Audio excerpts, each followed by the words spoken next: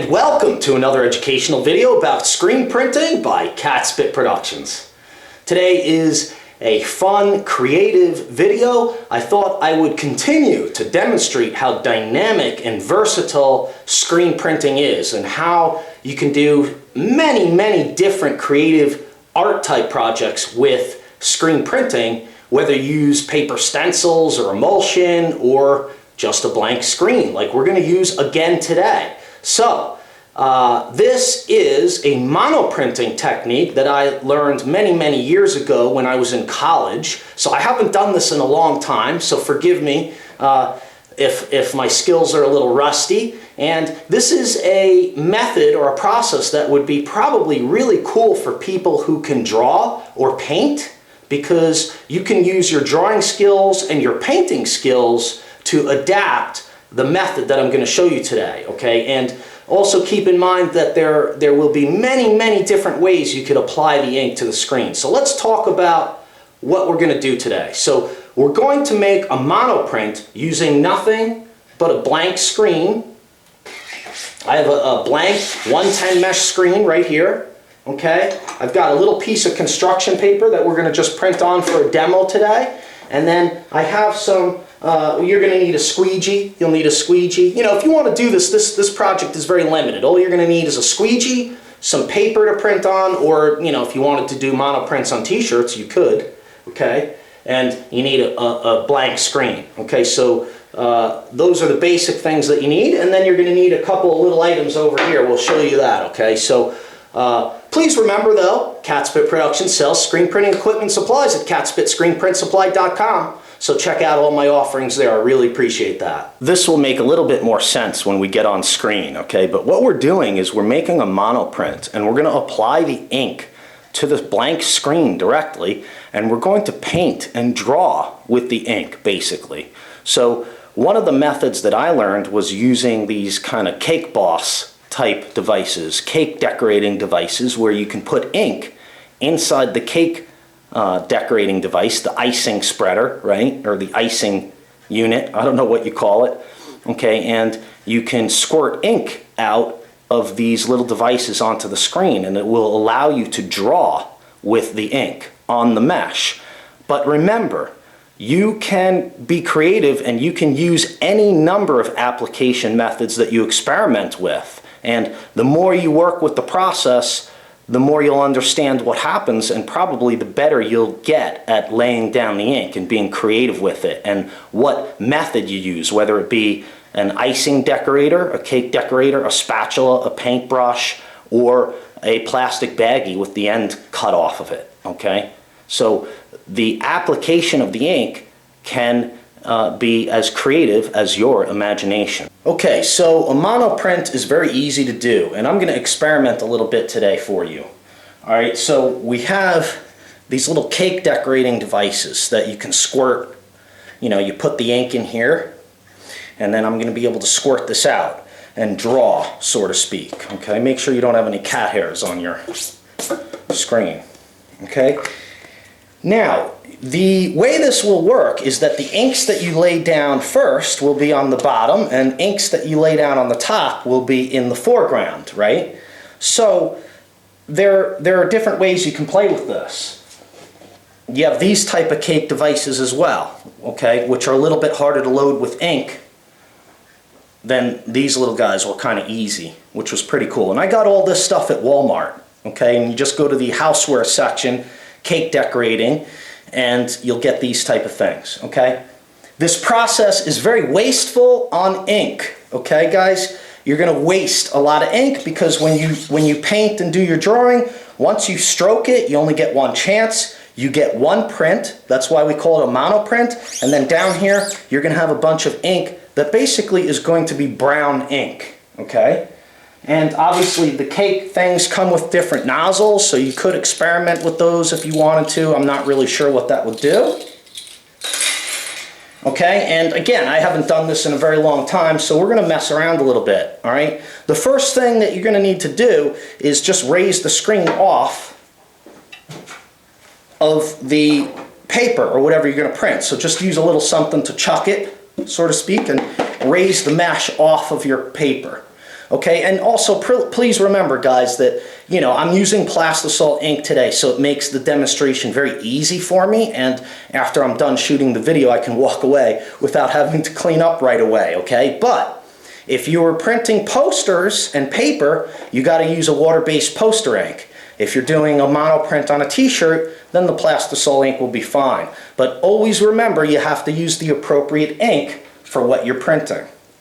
Okay, so today I'll try a little, what I'm going to do is a third grade rendition of, you know, a little landscape with a tree or something, because I just want to demonstrate how this works. And, you know, I'm an artist, but I do videos and writing, I write and such, you know, I'm not a painter really.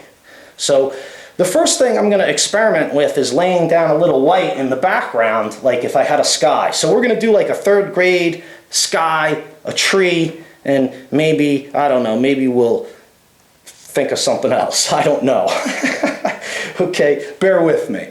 But say we wanted to put a little white up in the sky, say some clouds or something. I could do this. Okay? And the reason I'm going to do this first is because I want to try to demonstrate the layering. Okay, so let's see. So we have a little bit of white up here to make a couple puffy white clouds. All right? Don't laugh at my third grade abilities. Now if we lay some ink on top of this, you know, it should hopefully end up on top. You know, I'm not even sure how this works. It gets a little confusing. All right, but technically we would think that this ink is going to end up on top, but I don't know what's going to happen, because remember that when we stroke it, things are going to happen. It's going to spread, it's going to flood, it's going to, you know, blend and whatnot. Okay, so here we have to actually go ahead and decide where I want to put a little sun or something here. I'm not sure what I want to do here. So we're going to try this out. And, you know, sometimes some of these things you may have to adjust. Like this one has a very thin nozzle, so it's hard to squirt out. Okay, so you might want to actually like take this and cut the tip off and make it a little easier to squirt. Okay, but we can add a little bit of a sun here, and I'm going to try to do this in a way that'll make it interesting. Okay, and you don't have to use, or you don't have to cover the whole paper, I don't think, as I remember, or the whole screen. In other words, you don't have to cover the whole thing with ink. Okay, and also I used a piece of paper that will work with the design here, right, or my little drawing. Okay, so this one here is really a thin thing. I probably could have reduced the ink a little bit. Water-based inks will go through these things really easily. Okay, so you know, that would be, when you're doing a poster, a water-based deal would really go through here nice and easy.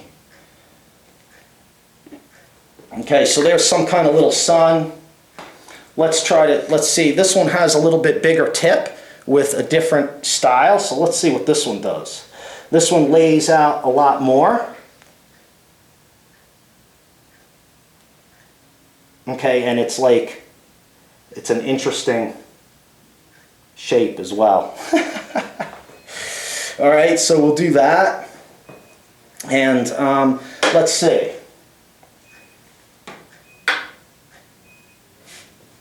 Let's see, I've got a brown here, which is very close to black. And fortunately, it has a nice big open tip, because that's good. And we'll put a little horizon in here.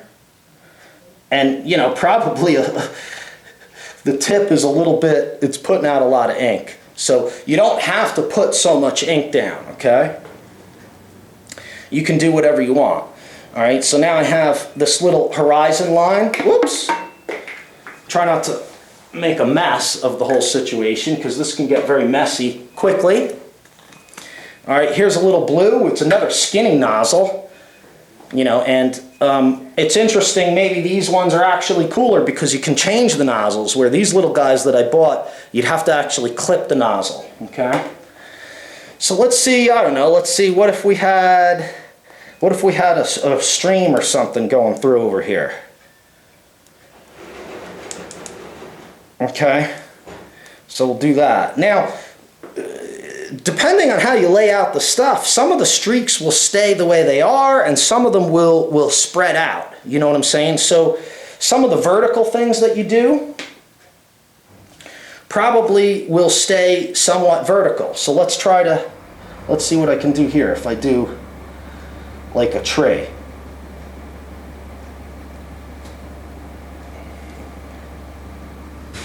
Okay, and again, guys, you know, if you're really good at drawing, then this is going to be a lot easier, or your results might be better. Okay, if you can draw and paint, then you know this is probably a really cool project for you. Let's see if we can get the green. So I got this cat spit lime green here. All right, so we're gonna try to do this. You know, and again, you know, the water-based inks will flow a lot better than this, okay? So when you're doing a poster and a fine art print and stuff like that with water-based, it's probably cooler, because that's actually what we did when I did this in college many moons ago. It was a water-based print, you know, on paper. Okay, so obviously the squirting of the ink was a lot easier for me back then. Today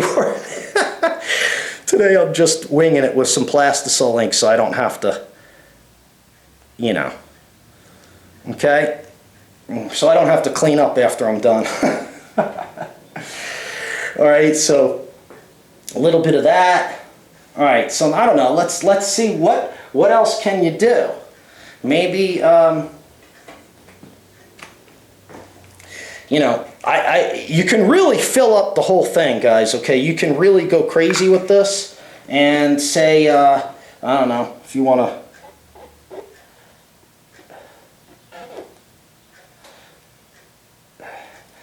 What if we did a house, or something that hopefully will look like a house, and maybe can we make it so it's white a little bit?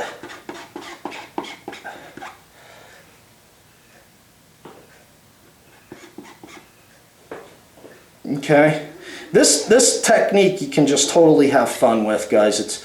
It really doesn't matter what you do or how you do it, as long as you have fun, and that's really all that matters.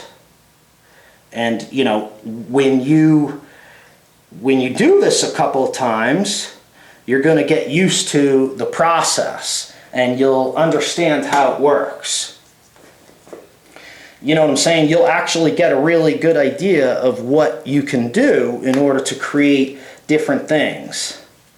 Okay? Different blends and different effects. Okay? And obviously, you don't want to use toothpaste ink. Okay? So now I'm just really kind of messing around a little bit, and we're going to just fill in some of this area, some of these areas with a little ink, and just kind of see what happens to this whole thing. And remember that the paper, again, the paper that you use in the background can be part of the design. It can be part of the color of the design, so that's fine. Okay? So, I don't know. I don't know if how this will work for us. I think that when you leave open space like this, that's going to allow the ink to flood down. So it will create a streak. So if we filled in this area with an ink, then it would kind of keep the shapes, I think, as I recall. So you got to anticipate that this portion of this orange is going to spread down. You follow? So if you put all ink in here, then it would kind of keep that shape up here, and then the color that you put in here would be there. So you wouldn't have that spreading. Okay? But today I'm going to see what happens. I want an abstract situation. I just want to see what's going to happen. I don't really recall how well things translate once you stroke it. I forget, but it did work pretty cool. Let's see here. Let's use a little bit more of this yellow maybe. Maybe we'll go like this just to see what happens. Because we know that the kids, right, if it's a 3rd grade picture, the kids do the sun rays, right? And this yellow is the hardest one to squirt out. Okay, I hope the video isn't taking too long just because it's taken a little while to do this here. Okay, lately we've gotten some people who have been complaining about the length of my videos, and you know I repeat a lot, guys, but the reason I repeat is because it's a teaching method, and the more I repeat, the less I have to answer the obvious questions in the comments. You follow? So the reason I repeat a lot is so that you don't have to watch the video again, and you don't have to ask me, because you'll know, because I'm using teaching skills that reinforce what I'm teaching you right in the video. Okay? And I'm getting really hot and sweaty now. Whew! Oh, I just got some ink on me. Hang on. That's, you know, don't do that. Alright, so how do you like my 3rd grade drawing? It's kind of funky. And let's see, here, how about this? Remember this when you were, remember this? That's a bird, right? Remember the birds you put? The little V's? Okay, and again, I really don't know. I think when I did this in college, I filled the whole thing. We really filled the whole thing. So what's going to happen today is we're going to get a lot of spreading down. Okay? And, you know, let's just see what happens. Well, I don't know. You want to try it out? We could try this out. And let's see if we, you know, if you put anything up here, it's going to spread down. If you put anything up here, it's going to spread down. So right now, we might get a little bit of an abstract painting here. Okay, so now you can take the chuck out. And remember, guys, this is just a simple rendition. You can do anything and, you know, experiment with it, because it's, you know, you can really get creative with this, okay? This may not be the best scenario. I don't know. All right? So basically, I'm going to stroke it, and we're going to see what happens here.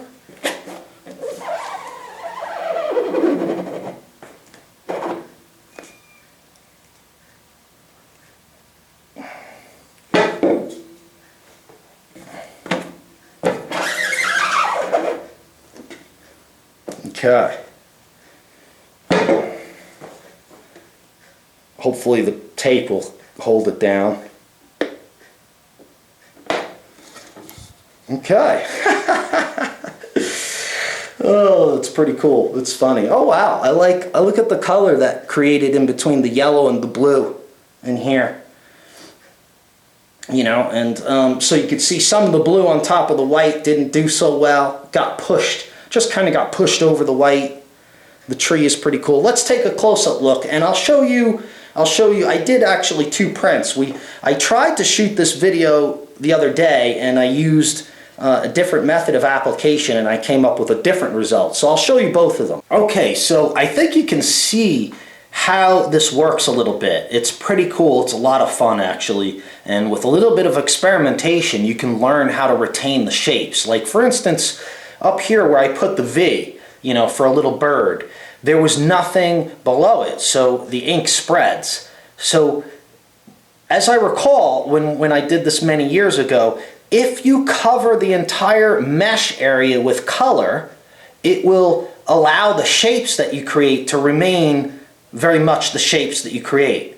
Okay? If you allow the ink to move and spread down the mesh with the squeegee, it's going to fill in those open areas of mesh and cause these nice little wonderful little blends and stuff. So it's actually pretty cool. It's just, what do you want it to do?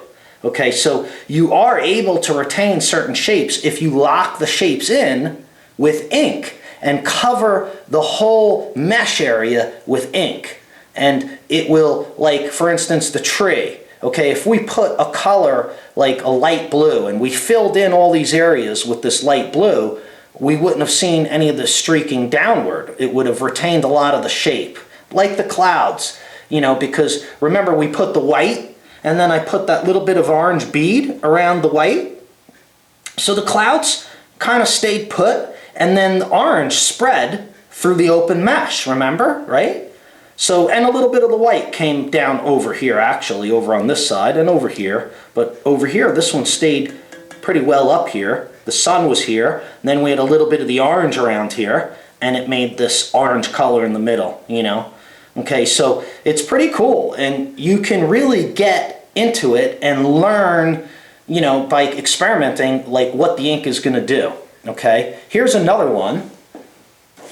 This one is a lot different result because I applied the ink much differently, okay? This is the first one I did, and I didn't really like this one because what I did was I just kind of applied the ink with a spatula, brushes, you know, which could be cool. Again, for some of you artists who know how to paint, you could actually brush with brushes and paint and mix and do your painting on the mesh and then stroke it.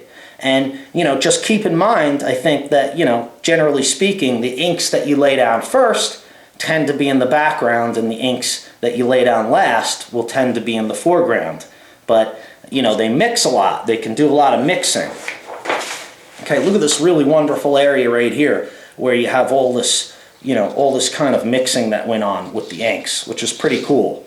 Okay, so you could paint, you could use spatulas, you can do all kinds of things. And, you know, the kids, I think kids, this is a great project for artists, you know, people who know how to draw, people who know how to paint. I think you could do a lot with this. And also for kids, it's a great project for kids. It's a lot of fun, and the only thing that you need to really be concerned with is buying a very cheap, inexpensive ink. Mono printing is a very cool, creative, experimental process that you can fool around with and figure out how it works best and what applications work to create the kind of shapes and designs or art that you want to create. Okay, so it's a lot of fun. It is a little wasteful on ink, that's true, but if you use a very cheap, inexpensive water-based ink for posters and stuff, it really isn't so bad. And, you know, it's not like something that you would want to be doing every day, all day long, because you would end up with like a big bucket of brown ink, okay? So I have these nice prints. I'm going to put these on Etsy.com for $1,000 each if you want to buy them.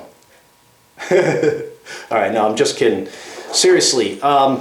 So it's a lot of fun. I think you can see that you can get creative with this depending on what you do, how you do it. It's very cool, a lot of fun. I hope you guys enjoyed this video. I hope you enjoy some of the experimental artsy-fartsy type videos that we do here, showing you different techniques and showing you how dynamic screen printing is and how many different things you can do with a screen and a squeegee. It's very cool. So please remember to check out catspitscreenprintsupply.com if you need screen printing equipment or supplies. All right, and thanks a lot for watching today. I really appreciate your time and attention. Thanks for clicking on my video. I hope you click on another one of my videos again in the future.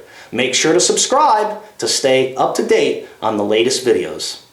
Thanks a lot for watching, and we'll see you next time.